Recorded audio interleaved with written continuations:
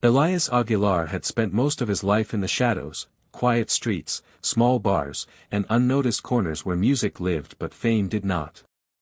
He was 22, yet carried an old soul, the kind shaped by songs written long before he was born. Manila's nights had a rhythm, and Elias blended into it, soft voice, worn guitar, old slippers, and eyes that hid a storm. Most people who heard him sing paused, wondering why his voice felt so familiar. It carried weight, warmth, truth. Sometimes listeners cried without understanding why. But Elias always kept his head low. He didn't want attention.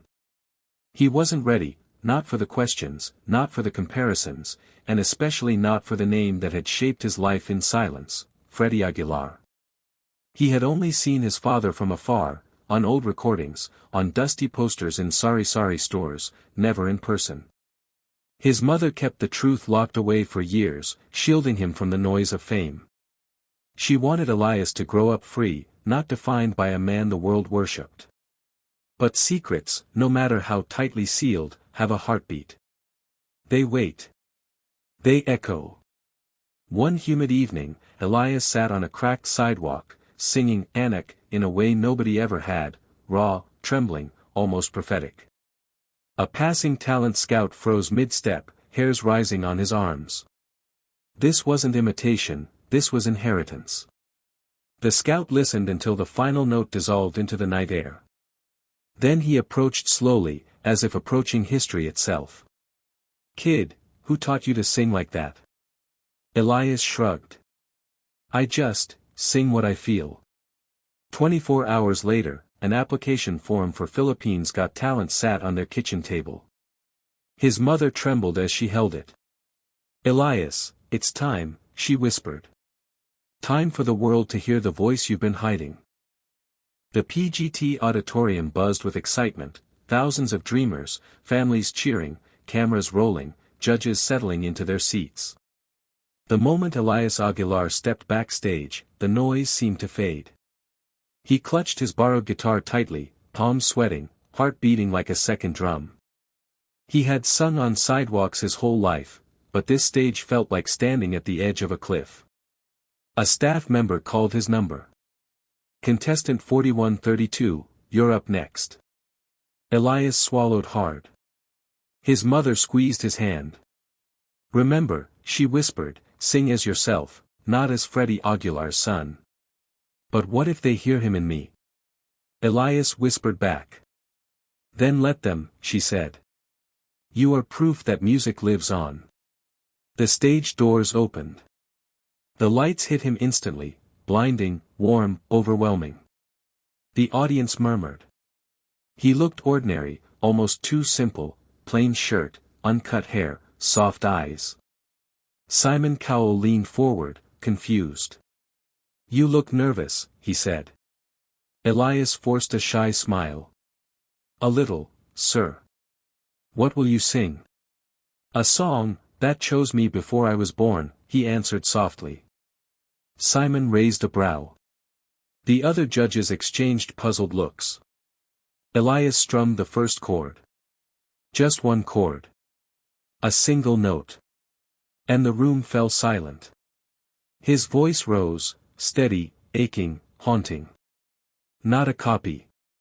Not an echo. Something deeper. Something blood-born. Simon's eyes widened. He pointed to the other judges, stunned, mouthing, "That's impossible." The audience leaned forward, captivated. Every line, every vowel carried the unmistakable soul of Freddie Aguilar, yet somehow stronger, purer, younger. People whispered. Some covered their mouths. Some stood without realizing it. By the time Elias reached the chorus, a hush swallowed the entire theater. Simon Cowell sat frozen, as if witnessing a ghost return, not to imitate, but to continue a legacy fate had hidden for decades. When Elias finished the final trembling note, the entire auditorium stayed frozen, no applause, no cheering, just stunned silence, as if the world itself needed a moment to breathe again. Then, slowly, a wave of gasps turned into cries, claps, and shouts. People leapt to their feet. Some were crying openly. Some were whispering the same impossible words. He sounds like Freddie Aguilar. No, he sounds more than that. Who is he? Simon Cowell pushed his microphone aside and stood up. Young man, he said with unusual hesitation, I've heard thousands of singers, but I've never heard anyone channel emotion like that. Who are you? Elias looked down, gripping his guitar. He hadn't planned to reveal anything. He just wanted to sing. But something inside him told him that this moment, this exact second, was the reason he was born. He swallowed. I'm Elias. Elias Aguilar. The room erupted. Judges looked at each other, eyes wide. One of them whispered, Aguilar. As in, Freddie Aguilar. Simon leaned forward, staring as if piecing together a puzzle the world had forgotten. Is Freddie Aguilar, your father? The crowd gasped. Cameras zoomed in. The whole nation seemed to hold its breath. Elias breathed shakily. My mother never wanted my life to be complicated. She wanted me to grow as myself. But yes. He finally raised his head, eyes glistening but proud. I am Freddie Aguilar's son. The theater exploded, cheers, screams, disbelief. Some people cried harder, others covered their mouths in shock. Social media swarmed instantly, phones held high, clips already being sent across the world. Simon sat back, stunned, speechless. You didn't just inherit a voice, he said softly. You inherited a legacy. And tonight, you unleashed it. In that moment, Elias Aguilar was no longer hidden. He was history being rewritten. As Elias stepped off the stage, the entire backstage area erupted into chaos, camera crews rushing toward him, producers shouting directions, contestants staring at him with wide, trembling eyes. It wasn't jealousy. It was awe. Everyone knew they had just witnessed something historic, something bigger than talent, bigger than the show itself. One producer grabbed a headset, whispering urgently. Ratings just spiked, social media is exploding, Freddie Aguilar is trending worldwide. Another staff member approached Elias gently. Your performance, it awakened something in people. It's like Freddie Aguilar himself walked back onto that stage through you. Elias felt his chest tighten. He wasn't used to attention, spotlights terrified him, cameras made his hands shake, applause felt surreal. He had lived most of his life in silence, and now the world was roaring his name. His mother approached, tears shining in her eyes. Anak, your father would be proud, she whispered. Elias hugged her tightly. Nane. I didn't mean to shock everyone. I just sang. A soft voice behind him replied. No, Iho, you didn't just sing. You reminded the world of a soul it thought it had lost. Elias turned. It was Freddie Aguilar's longtime friend and former bandmate, Mang Ramon, who had been in the audience. His face was pale, eyes glassy with memory. I knew Freddie's voice better than anyone, Mang Ramon said, his voice trembling.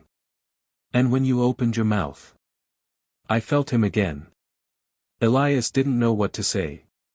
Tears pressed at the back of his eyes, but he held them. He had always wondered if he belonged to his father's world. Tonight, he finally felt the answer. As the judges walked backstage to congratulate him personally, a rare honor, Simon Cowell himself extended a hand. Elias, he said softly, your journey is no longer just yours. The world is watching. And I believe, you're about to change music forever.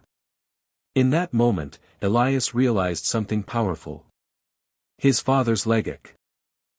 The days after Elias Aguilar's audition felt unreal, news channels replayed his performance every hour, PGT's social media shattered records, and millions of people around the world begged to know more about the mysterious son of Freddie Aguilar. But nothing prepared anyone for the next stage, the live semi-finals. The arena was packed to the roof. People held signs with his name. Some carried old Freddie Aguilar vinyl records. Others simply stood with hands over their hearts. The air felt electric, as if generations of Filipino music stood in the audience, waiting. Backstage, Elias sat alone with his guitar, breathing slowly. He wasn't thinking about fame, or pressure, or the world watching. He was thinking about the one thing that mattered, telling the truth through a song. When his name was called, the entire crowd erupted. Cameras zoomed in on his calm but determined face as he walked into the glowing spotlight. Simon Cowell leaned forward. "This is the one I've been waiting for," he whispered. Elias took a deep breath and began, not with Anak, not with any famous song, but with an original piece, the first song he ever wrote about his father. A song called Tinago, Ngunit Totu, hidden, but real. The first line punched the room with raw emotion. The chorus made the audience weep. The bridge carried the spirit of Filipino folk, modern soul, and inherited pain all at once. By the final note, the arena had gone silent again, just like his audition. Then, an eruption. People screamed, cried, hugged strangers. The judges stood before the last chord even faded. Simon's hands were on his head, pacing in disbelief. This is what legends are made of," he yelled over the cheers. Elias stood still, overwhelmed. He wasn't trying to become famous. He wasn't trying to replace anyone. He was simply telling the world the truth he had hidden all his life. And on that stage, under blinding lights and roaring applause, Elias Aguilar was no longer the unknown son.